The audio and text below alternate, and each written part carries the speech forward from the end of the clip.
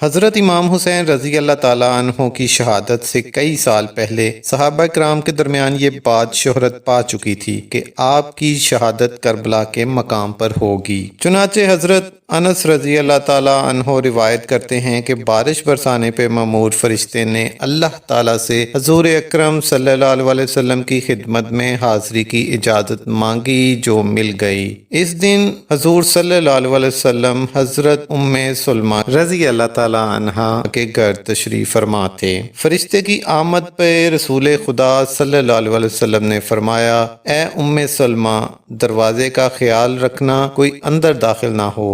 اس اثناء میں کہ آپ دروازے پہ نگہبان تھیں، حضرت امام حسین رضی اللہ تعالیٰ عنہ آئے اور بزور اندر چلے گئے۔ وہ حضور علیہ الصلوۃ والسلام کے کندھوں پہ جا چڑھے۔ رسول اللہ صلی اللہ علیہ وسلم ان کو گود میں لے کر چومنے لگے تو فرشتے نے عرض کی، کیا آپ اس کو محبوب رکھتے ہیں؟ آپ صلی اللہ علیہ وسلم نے فرمایا، ہاں۔ فرشتے نے کہا، بے شک آپ کی امت اس کو قتل کر دے گی، اور اگر آپ چاہیں تو میں آپ کو وہ جگہ دکھا دوں جہاں یہ قتل کیے جائیں گے۔ پس اس نے اپنا ہاتھ مارا اور آپ کو سرخ مٹی دکھا دی۔ وہ مٹی ام سلمہ نے لے لی اور اپنے کپڑے کے کونے میں باندھ لی۔ راوی فرماتے ہیں، ہم سنا کرتے تھے کہ حسین کربلا میں شہید ہوں گے۔ اس طرح حضرت ام سلمہ سے مروی ہے کہ ایک دن محبوب خدا صلی اللہ علیہ وسلم کروٹ کے بل سو رہے تھے کہ اچانک جاگ پڑے اور آپ پریشان و معلول تھے۔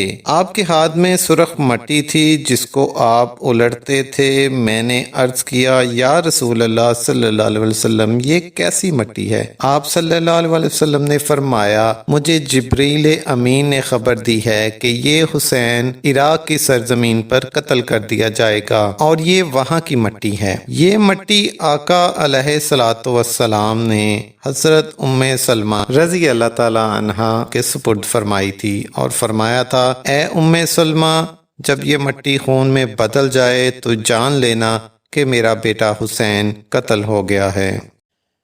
یہ بات قابل غور ہے کہ حضرت عائشہ صدیقہ رضی اللہ تعالی عنہا، جو کہ حضور اکرم صلی اللہ علیہ وسلم کو اپنی سب ازواج میں سے زیادہ محبوب تھیں، ان کو مٹی عطا نہیں فرمائی اور نہ ہی کسی اور زوجہ مطہرہ کے سپرد فرمائی، بلکہ حضرت ام سلمہ رضی اللہ تعالی عنہا کے حوالے فرمائی اور فرمایا کہ اے ام سلمہ، جب یہ مٹی خون میں بدل جائے تو یہ سمجھ لینا کہ میرا بیٹا شہید ہو گیا ہے۔ اس کی وجہ یہ ہے کہ آپ اپنی نگاہ نبوت سے یہ دیکھ رہے تھے کہ میرے بیٹے کی شہادت کے وقت ازواج مطہرات میں سے صرف ام سلمہ ہی زندہ ہوں گی۔ چنانچہ جب واقعہ کربلا ظہور پذیر ہوا، اس وقت صرف ام سلمہ ہی زندہ تھیں۔ حضور اکرم صلی اللہ علیہ وسلم کی باقی تمام ازواج مطہرات وفات پا چکی تھیں۔